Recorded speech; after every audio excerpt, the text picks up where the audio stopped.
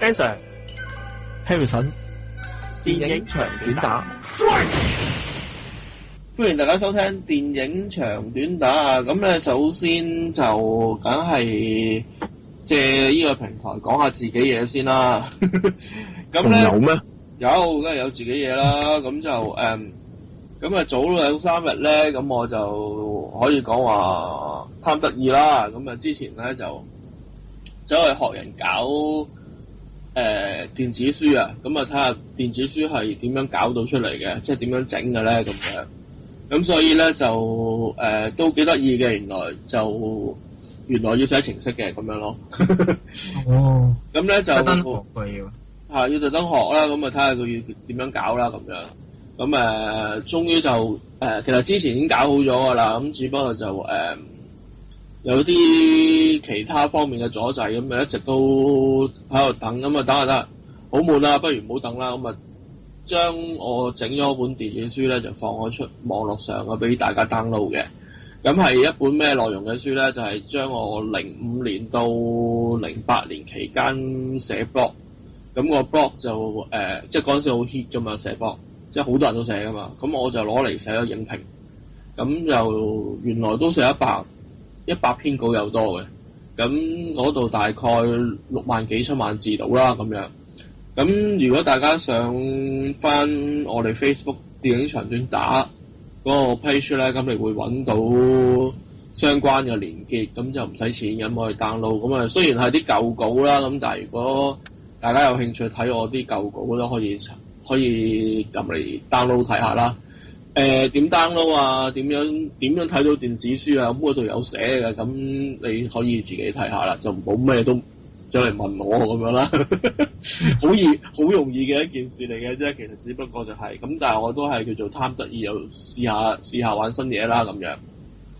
咁好啦，咁歡迎大家 download 呢本 Ben Sir 的電影評論啦。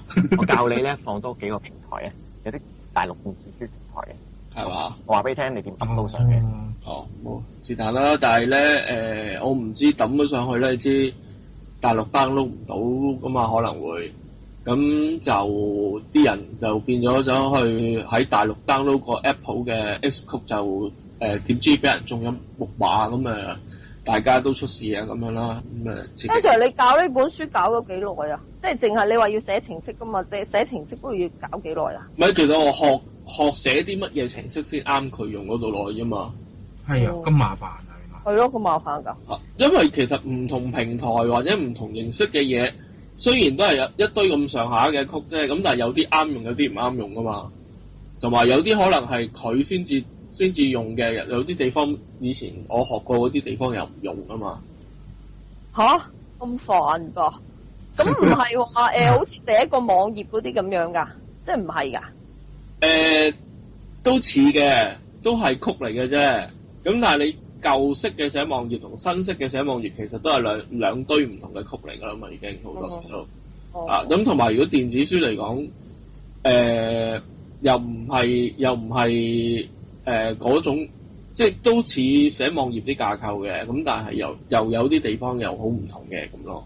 譬如你要用幾耐時間？使唔使1個月啊？學唔止，以我咁差嘅資質嚟講唔止。好難喎，搞啦，搞好耐喎，真係要。哇，真係好困難。寫程式係麻煩嘅。係咯，好耐喎，真係要。同埋啲舊稿咧，你攞翻出嚟之後咧，執下㗎嘛。你要執嘅，你要校對嘅。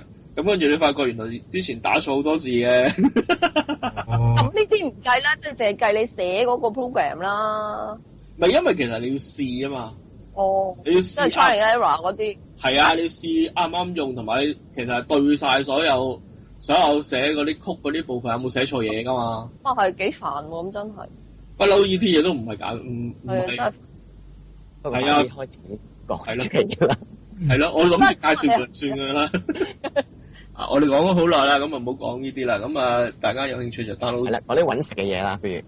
咁好啦，咁講翻電影啦。咁先嚟咧就嚟個華麗上班族啊！咁台前幕後卡士都好勁啊！咁導演杜琪峰啊，咁原創故事同埋有份主演嘅咧就係張艾嘉，咁另外有發哥周潤發，咁啊後生啲嘅譬如有陳奕迅咁樣啦，咁亦都有阿湯唯客串啦，佢寫住佢唔算客串噶啦，但佢寫住特別客串嘅真係特別演出咋寫住特別演出係啊，但係因為佢同阿發哥都係寫住特別演出嘅，我哋研究過咧就係佢可能想收平啲咧，所以寫呢一個嘅啫。關係嘅咩？因為其實係㗎，你主演個可能要收足㗎嘛，你價錢。咁啊係，即係如果佢特別演出啊咁嗰啲，可能就係計封利是仔得㗎，可能。友情客串啊，真係。以前係㗎，以前友情客串係唔收錢㗎嘛。陰公啊！係有利是嘅，咁但係而家可能逐組計啦，唔係好清楚。係啊，但係佢有張藝嘉啊嘛，可能。啊！但係你知就發哥就算逐組計都好金㗎嘛。但係唔逐組計就更金啊嘛。係啊，咁所以要拍得好快啦。咁啊，好啦，咁另外仲有一班國內嘅演員啦，咁亦都有好多香港好熟悉嘅或者叫資深嘅一班演員啦，有電視台嘅啦咁樣，咁好多都好熟面口咁樣嘅，咁慢慢認下人啦，可以睇呢套片第一件事就，咁我自己咧就呢套片我覺得一般般啦，我又唔講話佢好好，因為卡士好勁，但係我覺得其實個古仔本身撇除咗佢個拍攝手法同埋有歌舞片舞台劇嗰種程度嘅安排之外咧，其實個古仔係好簡單。即係如果拍翻普通時裝劇嚟講咧，係一個好普通嘅故事。我唔知點解呢個故事可以攞到嚟，跟住拍戲，但係又擺個似舞台歌舞劇嘅表演方式去做。咁可能對某啲觀眾嚟講，有時可能國內嘅觀眾嚟講咧，咁樣嘅編排咧係一個新鮮嘅安排嚟嘅。咁我啊覺得呢套片咧有樣奇怪，可能係香港觀眾嘅關係啦。唱歌咧大部分咧都係唔係大部分，全部係全部啊，全部都係普通話嚟嘅。咁但係對白咧，咁就大家全套片都好似係應該係全部都配音去講翻廣東話。大部分都係啦。阿天心係用翻普通話嘅，係嘛？係啊，用翻普通話係。係啦，咁你特別留意到天心啦，可能係咁，我唔好記得。好啦，咁但係咧，係咪喺國內播嗰個版本係全部都係全國語？有發哥配翻做國語。哦，但係發哥自己配嘅。唔係，洪天明同埋阿車婉婉都唔係佢哋原聲嚟嘅。哦。但係阿陳奕迅係原聲。嗯。陳奕迅講普通話。係。佢講得唔錯喎，聽落。係咯。唔出奇嘅，佢都好多普通話嘅歌嘅。係啊。揾食㗎嘛。好，劉德華都好多普通話歌，但係俾佢配。OK， 好咁我就講嗰啲基本嘢啦。我啊覺得好睇唔好睇就一半一半啦。咁曉龍你覺得咧？我啊覺得麻麻地嘅，因為咧我好中意杜琪峰啲電影啊，但係呢套咧真係好難接受啊，因為好怪咯。你嘅舞台嘅佈景又唔係好現實咁樣。但係啲內容又好似好寫實咁樣，我都唔知佢想點其實。跟住唱明明咧啲對白用粵語，跟住唱歌突然間轉咗普通話，係啦，即係好似有啲三不像啊！老實講，我諗可能睇啲普通話版咧會好好多。即係其實咧佢講下嘢，突然間唱歌咧，人哋法國嘅電影嗰啲咧唱得好好聽㗎。但係咧我睇勻晒成套戲咧，其實冇乜邊首歌好聽。片尾嗰首最好聽咯，其餘嗰啲真係不敢恭維啊！片尾嗰首歌好多人聽唔到，因為已經起咗身走咗。係啊，我突然間坐低聽埋。O K 嘅片尾嗰隻 O K。係啦，跟住其他啲真係好難聽咯，即係夾硬要砌啲落去啊！係啊，你覺得？但係全部都大師級嘅喎，林夕填詞嘅喎，但係唔知點解填埋啲咁嘅詞落去嘅，可能係就嗰個故事內容。但係又做唔到嘅，人哋法國嗰啲就故事內容呢啲歌都好好聽嘅，但係啲歌係好難聽嘅，直情係，即係好似一切從音樂再開始，就算一套美國片咧，佢啲歌都好好聽嘅，但係咧佢呢套咧，我覺得佢籌備方面咧，啲歌咧其實應該再重新再執下咧會好啲咯，即係好似啲詞同埋啲曲咧唔係好夾咁樣嘅。咁阿曉龍，你覺得啲演員嘅演出點咧？演員嘅演出啊，麻麻地，我覺得湯唯做得唔錯，即係湯唯做一個即係佢已經係有翻咁上下地位嘅一個職員，跟住就同阿陳奕迅有一段嘅感情，嗰度做得 OK，即係其實佢內心世界嘅演繹咧，都算係到位嘅。其他就真係麻麻，張艾嘉演出就一貫嘅風格咯，即係一啲嘅大家族裏面嗰啲嘅，即係好有權力啊，好似啲太上皇咁嘅角色啊嘅高層人物，就以前都做過類似呢啲角色啊。不過我覺得張艾嘉其實應該要轉下型咯，即係佢又做翻同一類型嘅角色，其實有啲悶啊，老實講。周潤發就今次冇乜發揮機會啦。其實佢出鏡都唔係即係出得咁多，特別演出嚟嘅，特別演出。咁啊係啊，你唔係主角，係啦。咁你哋咧，你點睇啊？杜玲先啦。好啊。嗱，其實咧，頭先阿 Ben Sir 話咧，點解佢係舞台劇，即係舞台咁嘅演出咧？其實原本咧呢個古仔咧係張艾嘉嘅，咁佢之前咧又有一個舞台劇做過啦。個名其實係差唔多嘅，都係華麗上班族之生活與生存咁樣嘅，好似個名係。係啊。咁我冇睇過呢個舞台劇嘅，咁佢應該咧就係即係想根據翻呢個舞台劇咧就拍翻做電影咁嘅。但係咧應該咧舞台劇有冇睇過啦，但係古仔我就唔係咁清楚。咁但係我睇過少少舞台劇嘅片段咧，就應該同呢個古仔係唔同嘅嚇。只不過咧，裏邊個人物咧就有幾個人物都係嗰幾個人物嚟嘅。阿張艾嘉啊，即係張威啦，咁仲有阿陳奕迅嗰個啦，湯唯嗰個角色啊，即係有幾個角色咧都係即係幾個主要角色都係相同嘅同舞台劇，但係古仔就應該就唔同嘅。咁我覺得而家電影個古仔咧，其實真係唔得啊！我覺得即係一個好老土嘅古仔嚟嘅，而且佢集中係講翻佢高層嘅嘢咧，變咗你真係我感覺啦嚇，我覺得咧就講唔到我哋打工仔嘅上班族嘅嘢嘅，即係其實打工仔嘅上班族咧，你要寫佢咧，其實好寫同埋好睇嘅，應該會即係互相點樣即係勾心鬥角啊，即係自喺辦公室裏邊嗰啲政治啊咁。其實寫嗰啲咧，其實係會好睇嘅，即係而家變咗佢淨係集中喺幾個高層嗰度嚟做咧，就好片面咯。我覺得就唔夠普羅，即係普羅接受啊，即係唔係咁切身感受咯，會覺得。同埋咧，其實一個弊處嘅，佢係嗱，如果你睇舞台劇咧，你會覺得好自然嘅，所有嘅即係做嘅古仔咧，因為佢用舞台嚟演繹噶嘛。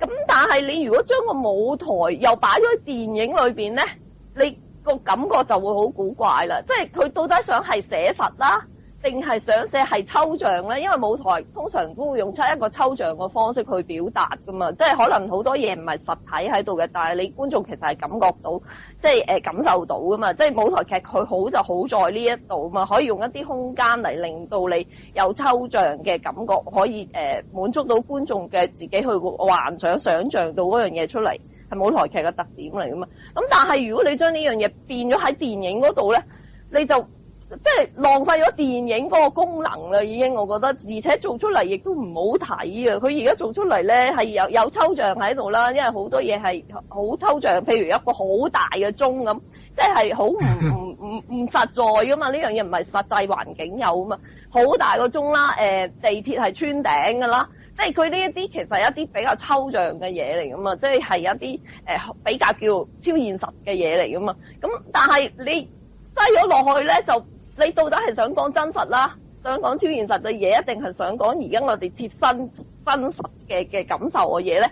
即係兩樣嘢擺埋一齊咧，就會好唔夾啦。我覺得佢而家就係有呢個毛病喺度咯，即係兩樣夾硬嘅嘢擠埋喺度咧，就係出嚟好怪嘅，即係完全係四不像噶啦。即係兼且頭先你哋都講過啦，又有廣東話，跟住又唱普通話咁。嗱，我自己好中意睇啲歌舞片啊、音樂劇啊嗰啲我好中意睇嘅其實。咁其實呢套咧我睇佢唱歌啊嗰啲咧我都睇得開心嘅，即係都中意啊，因為我自己本身中意。咁但係咧就啲歌啊真係唔係咁好聽，我唔知點解。其實兩個即係羅大佑嗰啲曲，其實我好中意羅大佑嗰啲曲㗎，佢啲歌好聽。但係唔知點解兩個夾埋一齊咧，我覺得今次啲水準係好平庸啊，即係唔係好突出啊，我係失望我覺得。但係開始嗰隻沒有時間嗰隻歌，我覺得幾好聽嘅，同埋嗰一段叫做有少少動作啊，嗰段我覺得係幾好睇嘅，即係唔係歌舞，佢哋冇跳舞嘅，就係唱歌咁。但係我都覺得嗰段動作同埋唱歌都好好睇嘅。咁其他我真係覺得麻麻地嘅。咁同埋我咧有啲驚喜嘅，咁見到咧好多以前無線嘅演員啦，咁我估咧就應該都係可能同阿杜琪峰同期訓練班嘅。咁見到有阮令圖啦，咁我就幾驚訝喎，因為真係好耐冇見過佢啦。咁另外有啲比較後輩啲嘅啦，咁朱建坤啊嗰啲啦，即係我竟然揾翻佢出嚟喎，咁都仲有唱歌添嘅喎，咁即係有啲唱歌場面，咁都係我有啲幾驚喜咯，覺得咁就即係大致上係咁咯，我覺得呢出戲。咁阿細驚你覺得點啊？嗱，因為我本身睇完 trailer 咧，我就都有少少打底嘅。其實我當呢套係舞台劇咁去睇啦。咁我對佢嘅場景我真係冇乜所謂，我覺得反而我覺得 3D 嗰度咧好多人都彈咧，其實就唔需要 3D。咁作為其實我幾相信杜琪峰今次係一個嘗試嚟嘅，即係佢要拍啲自己未拍過嘅嘢。即係我同阿 Ben Sir 都討論過啦，其實佢都耐唔中就會做啲呢啲咁嘅嘢，就係佢試咗啲嘢都冇所謂。其實即係我覺得阿寶 Sir 咁個膽量就係好唔好拍唔拍過播過俾人睇過。即係你話將舞台劇同電影混為一體，其實有少少之前有一套柴少幸嗰套日本片《食之惡女》，其實都似嘅。佢將舞台劇同埋電影一齊咁擺埋一齊去拍，其實感覺都係怪嘅。即係佢嗰套就係戲中戲嘅，即係佢好明顯。但係問題係其實你唔發覺。咁佢講舞台劇，點解唔用舞台劇嗰個 angle 去拍，要用翻電影嘅 angle 去拍舞台劇咧？你其實我覺得你用翻同樣嘅劇去度嗰套戲都係有問題㗎。即係佢舞台劇嗰個時間點解唔動部機喺度，淨係影舞台，而有 zoom in zoom out 咁去close up 一啲演員嘅表情咧？咁其實如果你要去跟着舞台劇，就要拍翻舞台劇嘅 feel，咁啲惡女都有呢個情況出現嘅。所以我覺得。喺電影裏面用舞台劇手法表演，唔一定要用翻舞台劇個手法去做咯。即係有啲時候會 close 翻啲表情，其實我覺得so far係 fine 冇問題嘅。咁我唔係話佢呢樣嘢，即係我唔係話佢用舞台劇嘅方法，即係其實咧係佢如果咁樣做咧，就會浪費咗電影個功能咯。我覺得。咁問題係因為佢想糅合啊嘛。咁如果佢想拍一套電影，咁啊變咗做《南海13樓》。或者係我和春天有個約會，就係舞台劇版還舞台劇版，電影版還電影版咯。咁佢就變咗一個純改編咯。其實，咁而我相信杜琪峰唔係想一個純改編咯。你明唔明？係佢我明，即係我覺得佢咁樣係冇問題嘅，只不過咧佢係即係完全佢係抽象或者超現實咁樣去咧，我覺得佢冇問題嘅。佢而家我覺得佢有問題咧係佢要講一啲好實質嘅嘢啊，佢直情會講到雷曼啊咩嗰啲咁，哇係好現實噶嘛。但係舞台劇版都係有講。佢又要，但係如果你舞台劇嚟做呢樣嘢咧，係冇問題嘅，因為咧因為佢由始至終成個表達都係一個超現實，即係唔係超現實係抽象嘅方法表達。啲現實嘅嘢，咁問題係。咁即係咪舞台劇就唔可以講啲現實嘅話題咧？唔係，係可以，即係但係兩個唔同嘅媒體嚟㗎嘛。我意思係兩個。但係我唔明啊嗱，佢舞台劇版講啲現實嘅嘢就 O K 嘅，咁如果電影版扮舞台劇講現實嘢就唔 O K 係咪咁？唔係唔 O K。係 OK，但係咧 OK 得嚟咧，就會覺得有啲怪咯，因為咧佢用嗰啲表達個方法出嚟咧，你就會覺得好超現實嘛。如果你觀眾覺得佢超現實嘅時候咧，你睇嘅時候咧，可能會一個抽離咗嘅感覺嘅。咁如果你抽離咗，但係你又要講一啲好你切身關係嘅嘢喎，咁你又要投入翻入去喎，變咗個觀眾，我而家只係觀眾嘅嚇，只觀眾嘅心態咧，佢就會覺得到底我應該係抽離咁樣去睇咧，定係我好投入切身感受去睇咧？即係佢個觀眾個調節咧就會比較困難啦。我感覺上係，即係我意思係咁啫嚇。我唔係話佢唔可以，佢可以咁做嘅。即係你唔慣，你接受到？唔係話唔接受唔到，而係咧觀眾要好難去調適嗰個心態。但我冇呢個問題，咁我係咪唔做觀眾？唔係嘅，咁即係睇你點睇咯嚇，睇你點睇咯。我覺得其實喺個新嘗試冇問題，我覺得幾好嘅新嘗試嚟嘅。冇問題嘅，即係我唔覺得佢好有問，即係唔係好大問題，但係咧即係覺得係有啲怪嘅會係嚇。即係可以嘅，係冇問題，係用呢方法係冇問題。因為你知我好多篇幅去講好有問題，我覺得好似好有問題嘅，你明白？唔係話好有問題，而係唔係咁適當咯。即係嗱，你用一個超現實，即係佢係好超現實嘅表達方法嘅。咁但係你講嘅嘢咧，你又要講翻阿雷曼啊，咩行子啊嗰啲咁嘅嘢喎。咁你就會覺，我感覺上會覺得有啲怪咯，就係我只係覺得咁樣啫，係啊。咁冇啊，因為其實我都有睇舞台劇，咁舞台劇就超現實嘅表達手法都可以圍繞現實生活嘅一啲細節去做。我覺得我就唔覺得怪咯喺呢方面，反而怪咧粵語版就真係怪啦。粵語版加粵語對白加呢一個國語歌其實怪。其實如果大家有興趣可以翻去大陸，其實大陸可以睇翻呢個純國語版。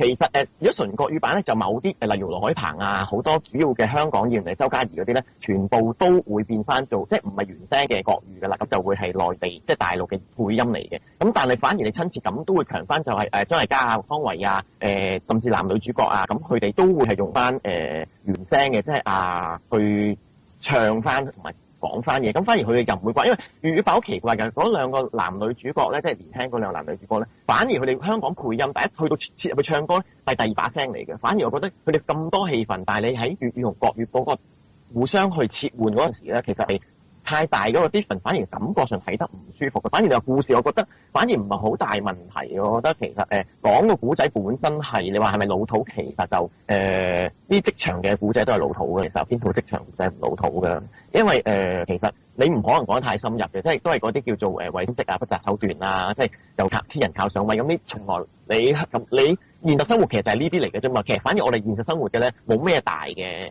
變化。其實我哋現實生活見咗一班柴仔咯，搞黐老人上噶嘛。反而我估得唔好有嘅問題，而係粵語對白襯呢個角都係有問題。咁如果香港有機會，我覺得睇翻純國語版，其實國語對白嘅多寡其實係比較緊要啲，因為反正你見佢哋配音版，即係而家睇香港版，你見到口型嘅，除咗周潤發、車婉婉某幾個香港演員，大部分人嘅口型你見到都係用國語嘅，所以我覺得喺國語版感覺上好啲嘅。咁演員方面，我覺得以杜琪峰嚟講，呢一次嘅演員係調動得比較多，尤其是佢好多場景都係超大棚，即係好舞台劇咁感覺係擺好多人，我覺得都係比較真係唔到氣咯，成係啊！我唔講咁多啦，不如俾阿 Ben Sir。喂，咁呢節好長啊，先休息一陣，轉頭翻嚟電影長短答。翻嚟繼續電影長短打啦，咁跟住咧就多一套幾多人會留意嘅一套戲啊，咁就係《情迷失控點》啊 ，Woody Allen 又嚟啦，咁又係咪一大堆口水咧？咁樣有冇人想講先咧？阿606你講先好嗎？活地亞倫嗰啲就但係其實咧，我覺得佢即係而家老咗啦嚇，老咗拍嗰啲咧，我反而係覺得好睇啲喎。反而佢以前後生拍嗰啲，我又覺得冇好睇嘅，唔知點解。咁呢套咧，我都覺得好睇，即係 OK 嘅，好睇嘅。嗱，佢情迷乜乜嗰啲咧，我又唔係睇晒嘅，我都係睇過一兩套啫，我又唔係全部睇晒。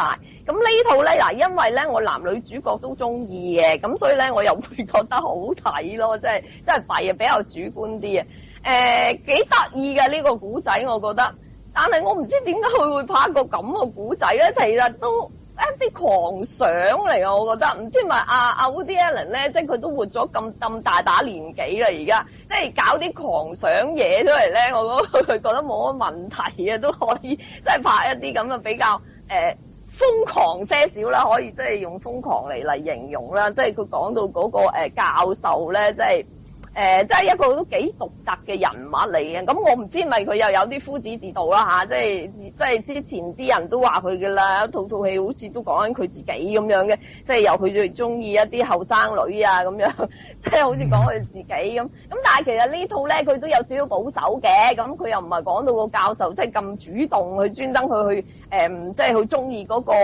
後生嘅女學生嘅嚇，都係好似個女學生咧自己埋去咁樣嘅，即係自己採取主動咁樣嘅。咁古仔我就唔透露啦，因為即係透露咗出嚟就冇咁有趣嘅。嗱，你就咁睇咧，就咁睇個大綱咧，你好似真係以為係一個師生戀嘅故仔嘅，咁其實唔係嘅，我要同大家講，其實唔係嘅，去到嬲尾咧，你有啲詫異添嘅，係幾獨特啦，咁佢用一個咁嘅方法去做啦，咁都有好多嘅旁白嘅，有好多嘅旁白。好多嘅對白當然多啦，佢啲戲都係咁樣多啦。咁但係我就幾讚嗰兩位演員咯，真係女嗰個 Amanda 係咪啊？我唔係好記得係 Amanda。咁佢係咪 Amanda 嚟㗎 ？Emma Stone 啊，係啊，因為兩個眼大大咁樣。係。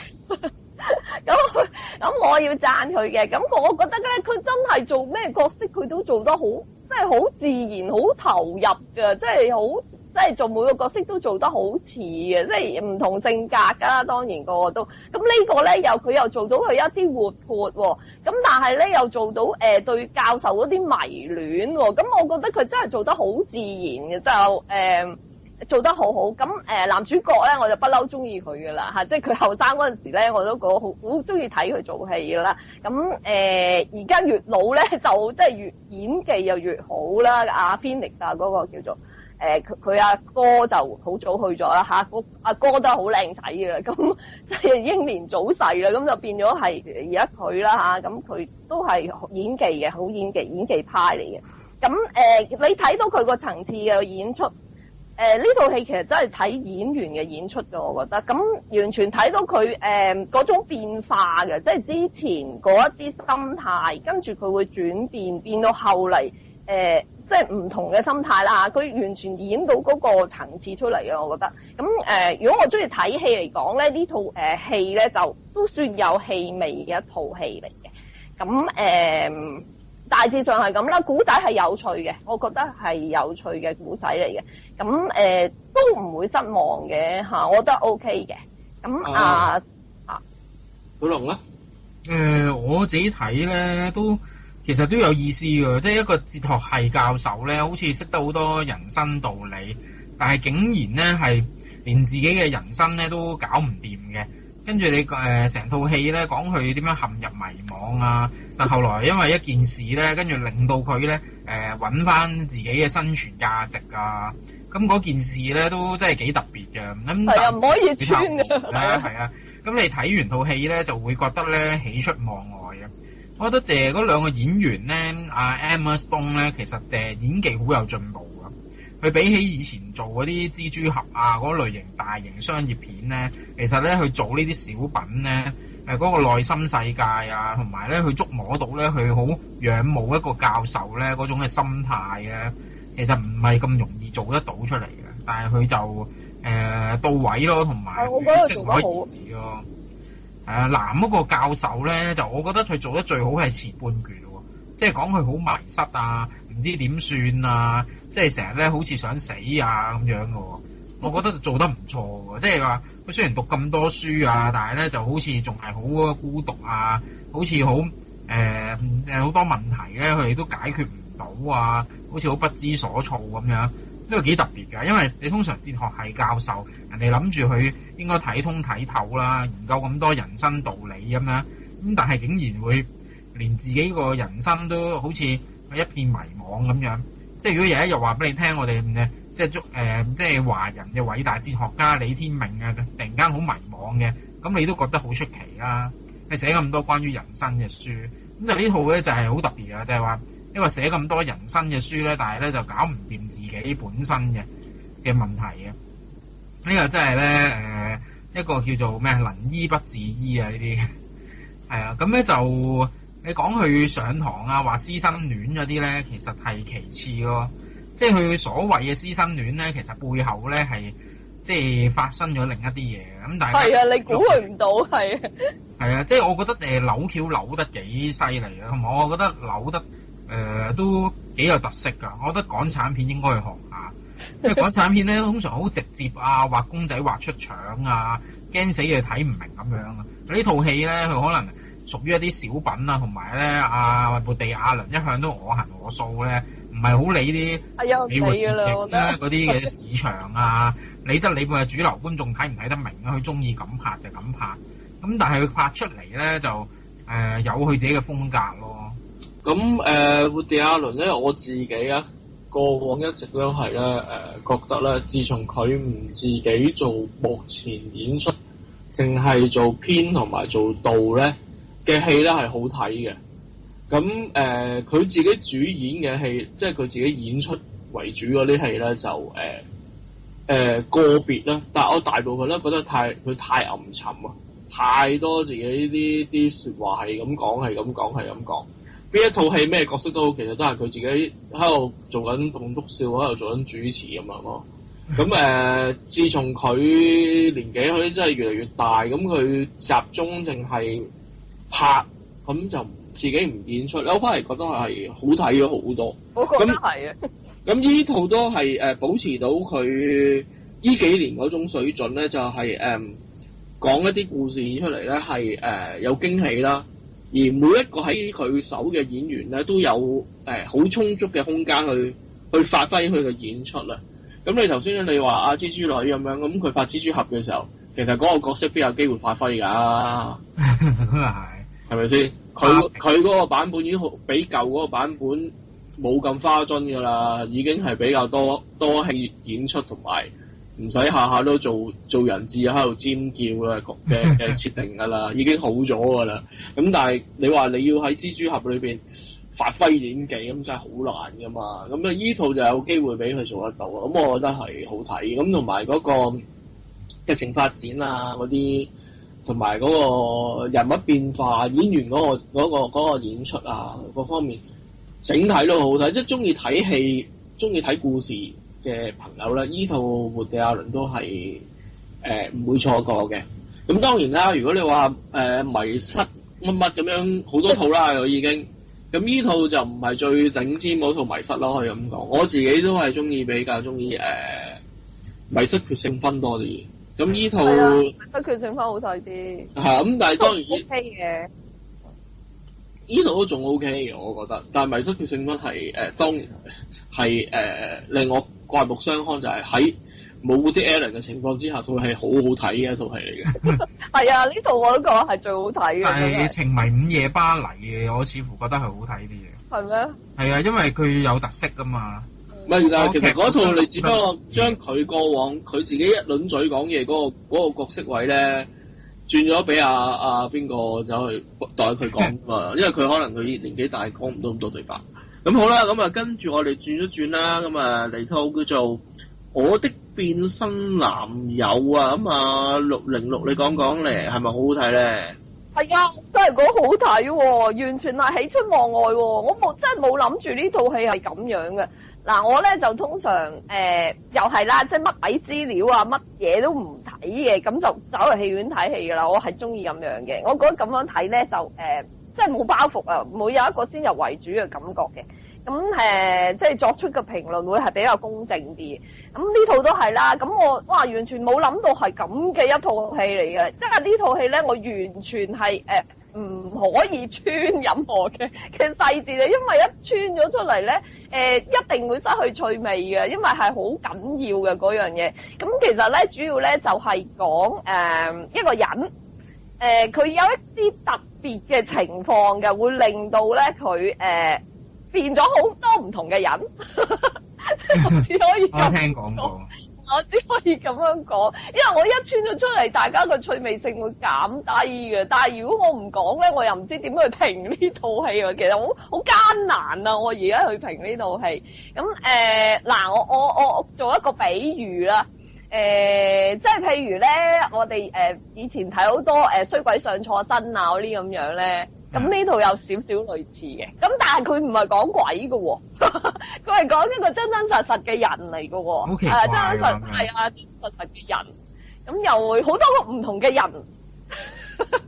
真係我真係唔知點講啦。即係你變做好多唔同嘅人。係啊，變用好多唔同嘅人嘅，即係好似孫悟空72變咁樣嘅，可以啊，係啊，用呢個嚟比喻會好啲，會咁樣嘅。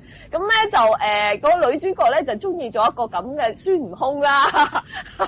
咁咧就哎呀死啦，好難適應喎。咁咧就係講佢即係去適應72變，其實戲裏邊係唔止72個人嘅，係成過百個人嘅。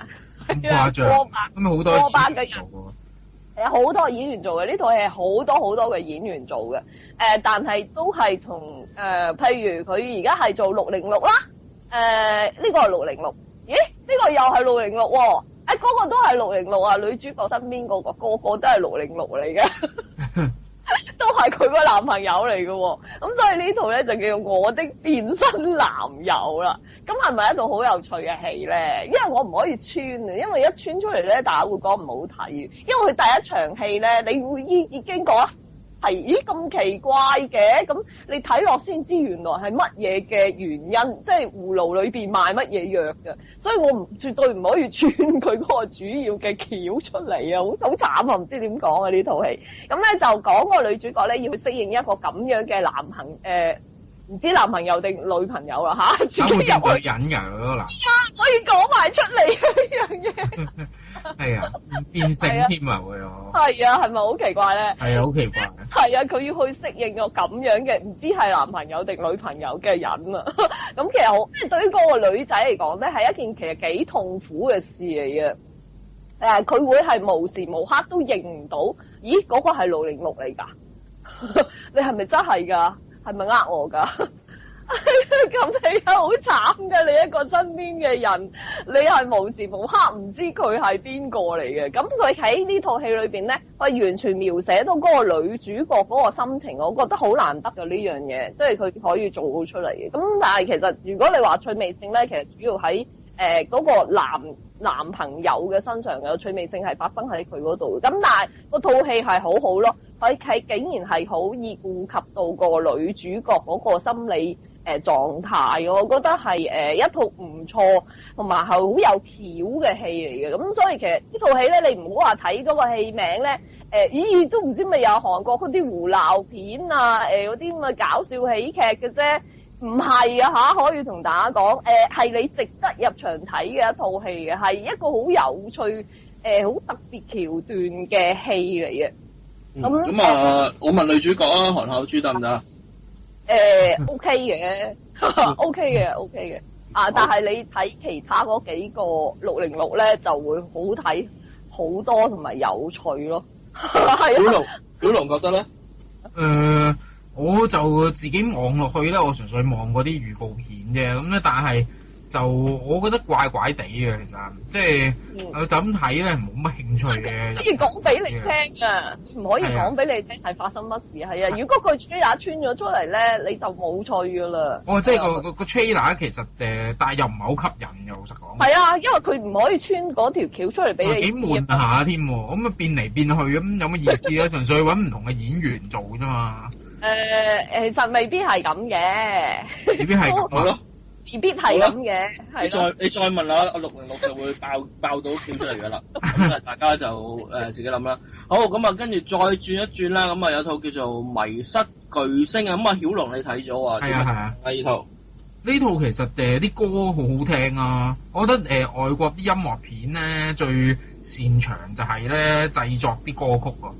咧即係以前嗰套《一切從音樂再開始》到而家呢套《迷失巨星》咧。其實啲歌咧有翻咁上下水平㗎。咁另外咧就好中意講咧話啲音樂家啊、藝術家啊，通常都有啲缺陷啊，有情緒病啊咁樣。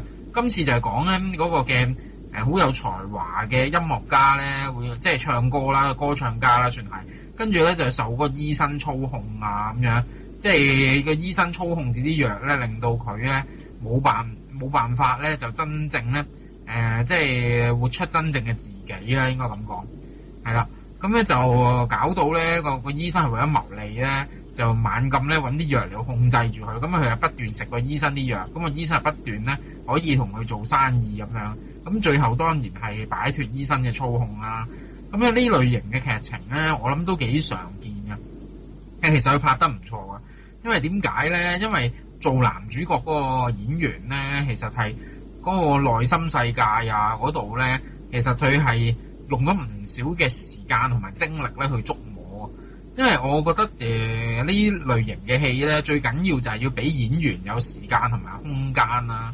即係你如果要硬係咧，即係喺1-2個月裏面要拍好晒啊，要去即時投入到個角色咧，一啲都唔容易啊！